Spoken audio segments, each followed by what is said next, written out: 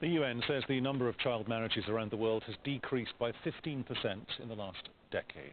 South Asia has witnessed the biggest decline, with the likelihood of girls under 18 getting married dropping from 50% to 30%.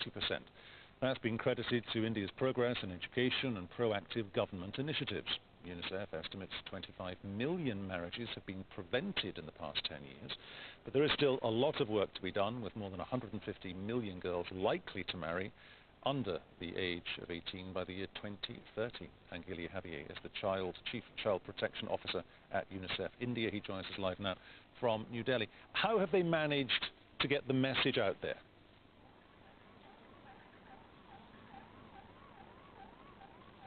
Hello, good afternoon. Hello, good afternoon. Can you hear us? Yes, there has been, I can hear you perfectly. No, indeed, we are in a moment of celebration in India. As you can see, there is a sharp and very unusual decline in a period of less than 10 years, from 47% of prevalence of child marriage to 27%.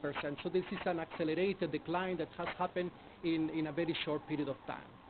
And how have they managed to get that idea out there, and how have they managed to get people to respond in this very positive way?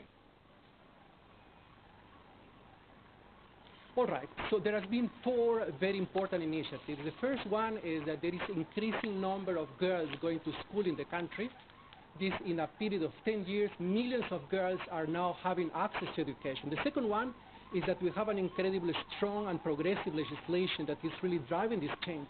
The third one is that we have an incredibly dynamic and vibrant civil society and community networks that have made child marriage an unacceptable thing. And fourth one is that it's part of the change and demographics in India, with millions of people moving from rural areas to the cities, in which their behavior towards child marriage has changed very quickly. Is this down to the girls saying, no, I'm not going to get married under the age of consent, I guess, or is it their mothers perhaps saying, actually, you don't have to? Well, it is a combination of both. What is impressive in the country when you visit some rural areas is that you have very empowered and confident girls able to say, I don't want to get married.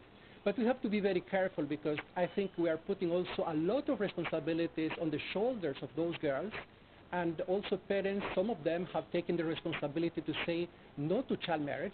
Of course, this is an ongoing process, and while we're celebrating this major progress in the country, we also have to accept that in many regions and states of the country, there is a very high prevalence of child marriage still there.